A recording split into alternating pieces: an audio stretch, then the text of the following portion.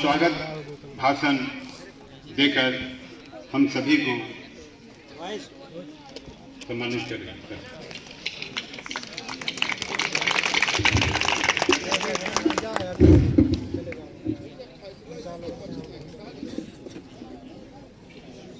परम सम्मानीय और हमारे स्थानीय अभिभावक एक्स चेयरमैन श्री विनोद द्विवेदी जी, हमारे गार्जियन एसडीएम न्यायिक मानिकपुर मैडम पूजा गुप्ता जी और चेयरमैन साहब के साथ पधारे हुए अन्य विशिष्ट अतिथिगण, सभी सम्मानित मेरे शिक्षक साथी एवं अन्य कर्मचारीगण और आज की इस प्रतियोगिता में हिस्सा ले रहे हमारे विद्यालय के छात्र छात्राएं और दर्शक दीर्घा में बैठे हुए अन्य सभी छात्र छात्राएं, मैं विद्यालय के इस प्रांगण में आप सभी का हार्दिक स्वागत करता हूं, अभिनंदन करता हूं। बड़ी खुशी की बात है, बड़ा हमें हर्ष है, गर्व है कि आज हमारे बीच में महानुभाव उपस्थित हुए हैं, जिससे हमारा उत्साह वर्धन हुआ। इसके लिए हम आपके शुक्रगुजार भी हैं। महोदय, जहां तक इस कार्यक्रम की बात है, यह कार्यक्रम पंचायती राज विभाग द्वारा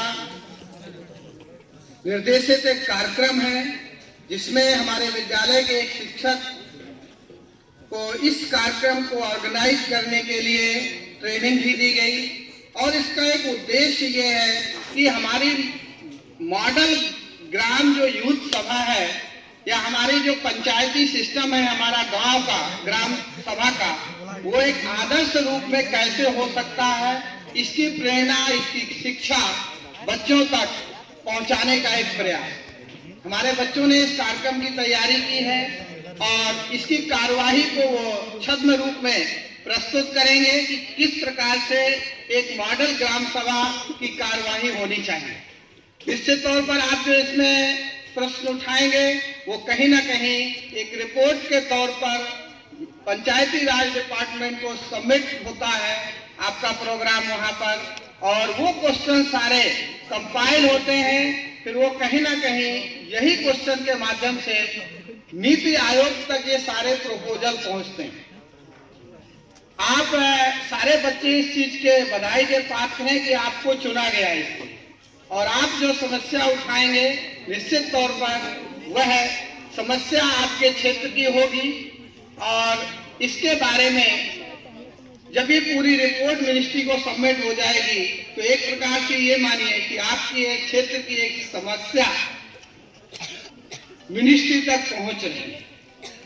तो आपका ये योगदान सराहनीय है और हम उम्मीद करते हैं कि ये कार्यक्रम बहुत अच्छा होगा।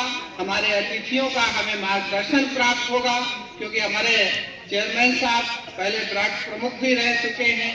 लोकतंत्र में उनकी एक सजग भूमिका रही है, एक एक्टिव मेंबर रहे हैं उसको हर जगह पर, और ये हमारे लिए गौरव की बात है कि वो आज हमारे बीच में है। और वह निश्चित तौर पर जो आपका मार्गदर्शन करेंगे वो बहुत प्रेरणादायी होगा। हमारी एसडीएम मैडम भी हमारे बीच में हैं, वो विद्यालय में विगत महीने से काफी सक्रिय हैं। उनका मार्गदर्शन मिलता रहता है, सुझाव मिलता रहता है कि किस प्रकार से हम विद्यालय को और बेहतर करेंगे। तो हम मैडम का भी विद्यालय में बहुत बहुत पुनः स्वागत करते हैं। हमें खुशी है कि आप हमारे विद्यालय में आई। पुनः मैं फिर से एक बार सभी अतिथियों का और इस मंच पर सभी विराजमान शिक्षकों का, छात्र छात्राओं का पुनः अभिनंदन करता हूं। धन्यवाद। जय हिंद, जय भारत।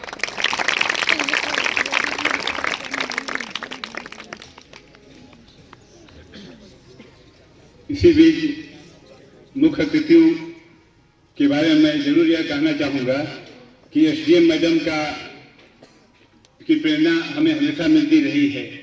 श्री विनोद द्विवेदी जी चेयरमैन साहब की एक बात हमें याद आ जाती है। विद्यालय परिवार पिछले 1-2 वर्षों में कई समस्याओं का सामना किया है, विशेष करके पानी की उपलब्धता की समस्या है। और विद्यालय परिवार के सदस्य के रूप में हम शिक्षक कभी भी उनके पास जाते हैं तो तुरंत वे कार्रवाई करते हैं। और ऐसा मैंने खुद देखा है कि आधे घंटे में हमारी पानी की समस्या दूर हो गई है और तुरंत जल निगम वाले सर के आदेश से आ जाते हैं और हमें पानी की उपलब्धता सुनिश्चित होती है। तो निश्चित रूप से सर के हम जो है सर के प्रति कृतज्ञता ज्ञापित करते हैं, सर की भूरी भूरी प्रशंसा करते हैं हम जवाहर नवोदय विद्यालय के परिवारजन। इसी बीच मैं म्यूजिक ग्रुप से वेलकम सॉन्ग के लिए म्यूजिक ग्रुप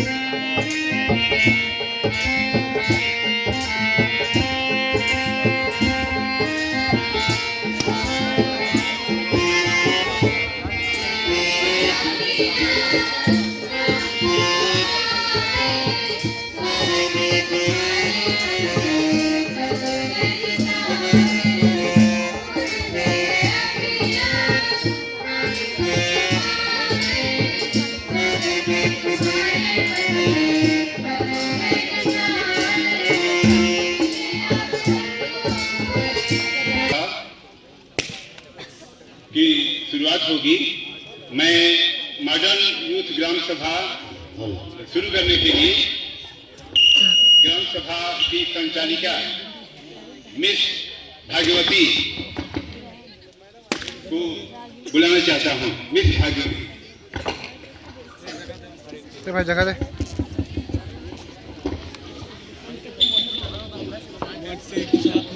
आदरणीय प्राचार्य जी, सम्मानित शिक्षकों और आदरणीय अतिथिगणों और मेरे प्रिय मित्रों,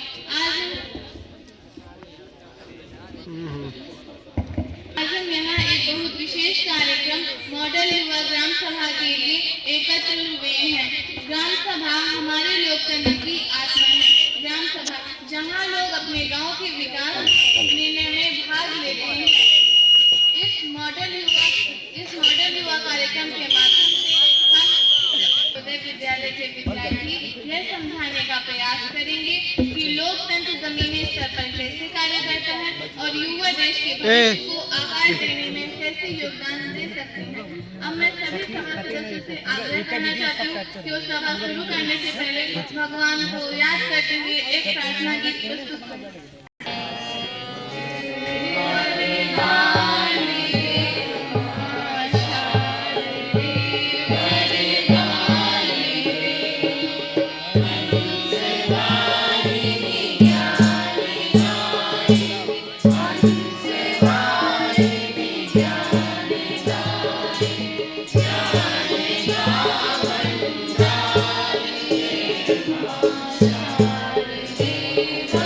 Yeah.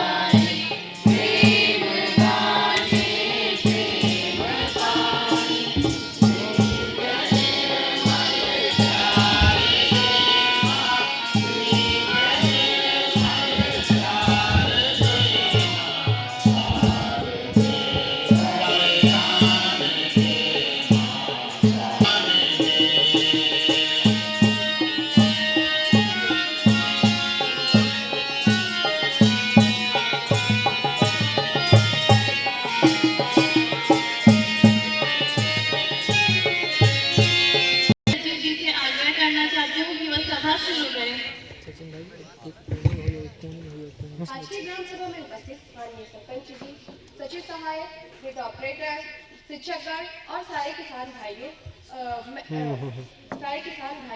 आज की सभा में आपका स्वागत है। आदरणीय सभा सदस्य, आज की यह ग्राम सभा हमारे ग्राम मुखिया सरपंच जी की अध्यक्षता में आयोजित की गई है। इस बैठक का एजेंडा कुछ इस प्रकार है: शिक्षा एवं युवा रोजगार, महिला सशक्तिकरण, स्वास्थ्य एवं स्वच्छता, कौशल विकास और खेल प्रोत्साहन, ग्राम विकास परियोजना। अब हम हमारे ग्राम प्रधान सरपंच जी से आग्रह करना चाहूंगी कि वे ग्राम सभा को प्रारंभ करने की अनुमति है। गाड़ी की मरम्मत करवा दो, पुस्तकालय करवा दो, और तो यह भी कह रहे हो ना कि अस्पताल भी खुलवाई हो, लेकिन आज तक तो कुछ न करवा पाओ। ना तो आंगनबाड़ी की मरम्मत करवाओ, ना तो पुस्तकालय करवाओ, और यहाँ तक कि एक ही तो अस्पताल भी न बनवा पाओ। तो हाँ, जब शांति आती है बड़े बड़े वादा। हाँ प्रधान जी, तुम तो पेंशनों के बारे में कह रहे हो, अब क्या हुआ? अभी तक केहू के खाता में 1 रुपया पेंशन के नाम पे ना आए। अरे बुआ जी, तुम थोड़ी का धीरज धरो। आज यूं मुद्दा पे चर्चा होई, पहले जाहे खातिर हम सब यह सभा में एकत्रित बहन, पहले वह मुद्दा के तो चर्चा कैलीन जाए।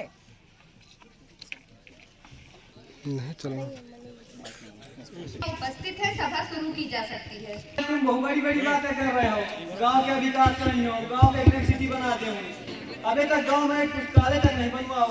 विद्यार्थी जो है बड़ी उत्सुकता से आगे इंतजार कर रहे थे कि तुम बनवाई हो। तुमसे यह गुजारिश है कि जल्द से जल्द यही बनवाओ, क्या प्रयास करो, यही का नजरअंदाज ना करो। धन्यवाद। हाँ सरपंच, कक्षाओं को मरम्मत की जरूरत है, किताबें पर्याप्त नहीं है, यहाँ तक कि कक्षाओं में बेंचें भी नहीं स्टूडेंट्स के लिए। और मध्याह्न भोजन की बात मत करिए, चावल तका रहता है, दाल पानी जैसी रहती है। अगर ऐसे ही रहा तो मोस्टली बच्चे स्कूल आना ही छोड़ देंगे। मैडम जी, सिर्फ हमें रोज का प्रोग्राम की समान देश से बताएं। सरपंच जी, जो सब्जियां बच्चों के लिए मंगाई जाती हैं उन्हें बाजार में क्यों बेचा जा रहा है? मैं यही चाहता हूं कि शिक्षा के साथ साथ मौसम पर भी ध्यान दिया जाए।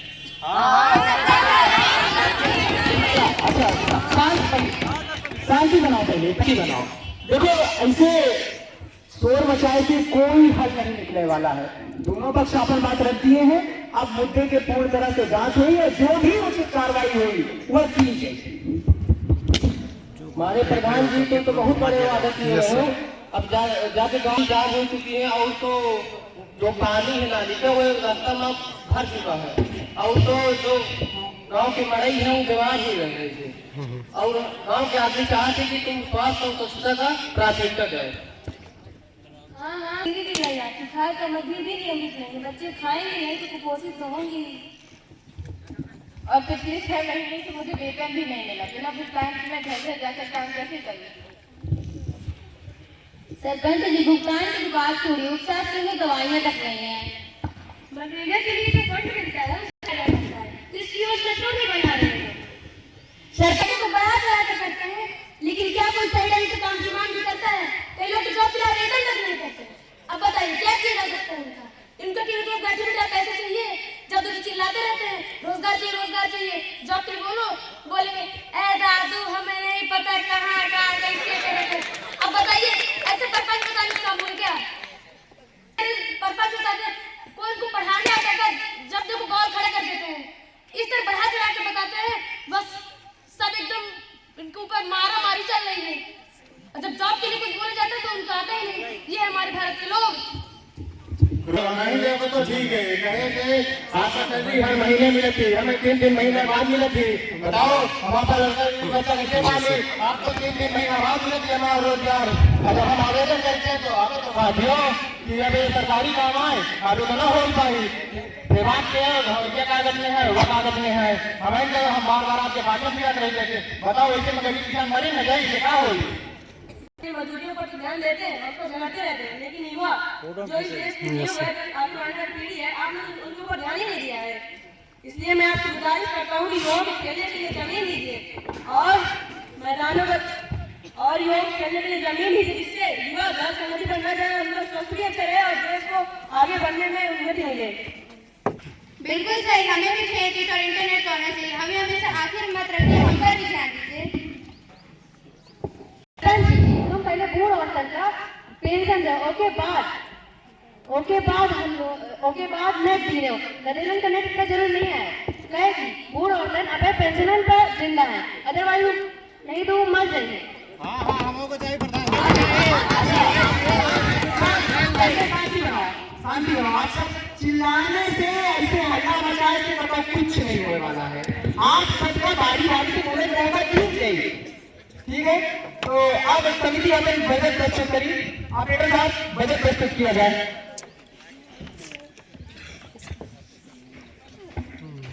सरपंच जी हमारे पास जो 6 लाख रुपए का प्रस्ताव मिला है उसमें हम खेल मैदान तालाब की मरम्मत स्वास्थ्य शिविर पेंशन शिविर पुस्तकालय और संस्कृत जैसे जनहित कार्यों को किया जा सकता है। प्रधान जी पुस्तकालय और ट्यूशन का सहायता करे कम से कम 1.5 लाख रुपये चाहिए। धन्यवाद। प्रधान जी हमारे पास उधर करेगा ना भाई। मत करिएगा युवाओं के लिए 50,000 रुपए चाहिए उनके खेलने के लिए खेल के मैदानों का सफलीकरण करवाने के लिए।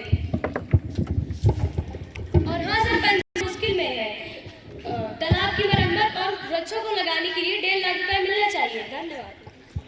हाँ सरपंच जी तमाम उसके तो बड़ी मांग है कि जो मैं गाँव में संस्कृति कार्यक्रम आती तो हम लोग खेत खलिहानी में कर लोग जो 12 से 20 तकरीब हो रहा थी तो गाड़ी प्रधान मेरे कैसा है ये मंच एको नहीं आए वो प्रधान जी तुम्हारा यह गुजारिश है कि मुझे 2 लाख रुपये दो तो मैं मंच के निर्माण करवा सकूं।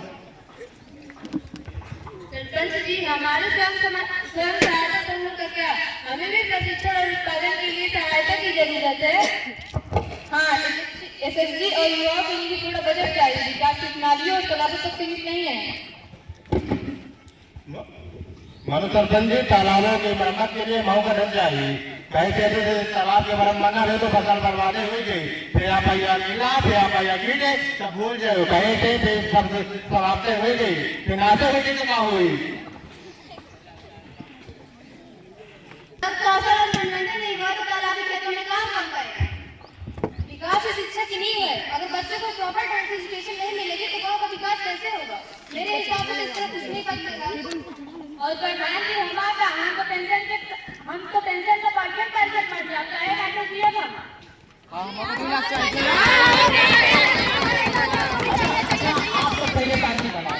देखो साथी बनाओ पहली बात तो जो भी समस्या आज हमारे सामने है सब वार्ड मेंबर के आपन बजट चाहिए। अब हमारे पास एक सीमित बजट है तो यह समस्या खातिर हम एक उपयुक्त समाधान ढूंढ के बैठे हैं। हर वार्ड मेंबर को उनके आवश्यकता के अनुसार बराबर धन हर वार्ड में बांटा जाए। जो भी बजट है वो बराबर से बांटा जाए हर वार्ड में पूरी तरह से ध्यान दिया जाए। सचिव जी बजट प्रस्तुत करें।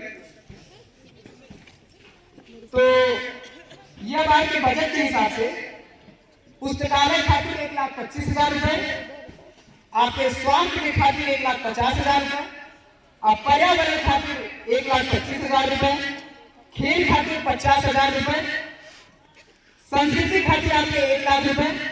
अबुआ जी यह बार तुम्हारा ध्यान रखा गया है आपके पेंशन शिविर खातिर 50,000 रुपए मान्य किया जा रहा है। सरपंच जी स्कूल में जो खाली जगह है अगर हम उसमें फल सब्जियां इत्यादि लगाएं जिसे हम रसोई बाग यानी किचन गार्डन के नाम से भी जानते हैं तो वह आंगनवाड़ी के भोजन में मददगार हो सकता है और कुपोषण भी कम हो सकता है जिससे बच्चे स्वस्थ और खुशी रहेंगे और स्कूल भी सुंदर लगेगा। धन्यवाद। महिलाओं को विद्यालय का सहूलियत दी गई है ऐसे बागानों की देखभाल कर सकता है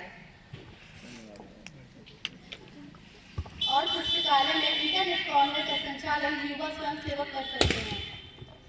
आइए मेले को स्वस्थ जागरूकता और महिला के साथ जोड़ें इससे सभी क्षेत्र को लाभ मिलेगा। अब हमारे अंतिम प्रस्ताव इस प्रकार है। पुस्तकालय के लिए पुस्तकालय की शुरुआत इंटरनेट कॉर्नर के साथ की जाएगी। स्वास्थ्य एवं पोषण शिविर आयोजित किए जाएंगे। तालाब की मरम्मत और वृक्षारोपण किया जाएगा। मैदान समतल किए जाएंगे और खेल किट आयोजित की जाएगी। पेंशन शिविर आयोजित किए जाएंगे।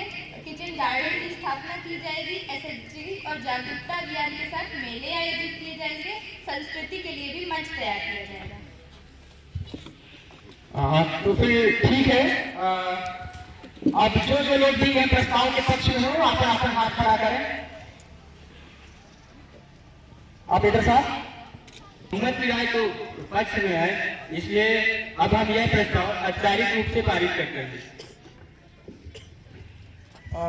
तो फिर ठीक है, यही सभा का अंतिम निर्णय है, प्रस्ताव पारित किया जा रहा है। अब हम अपने अगली बैठक में सचिव जी जो भी प्रगति हुई उसका पूर्णता समीक्षा कर, ठीक है। सरकार को मेले में शामिल करने के लिए धन्यवाद। इससे महिलाएं अपने पैरों पे खड़ी हो सकती हैं। बहुत बहुत धन्यवाद प्रधान जी, हमारा बात सुनो। अब आपसे यही गुजारिश है कि अगर आप स्वीकार की लो तालाब की मरम्मत अब आप हो ही जाएगी, यही हमारा कामना है। खेल मैदान स्वीकृत हो गया, आखिरकार युवाओं की भी सुनी गई। धन्यवाद सरपंच। प्रधान जी,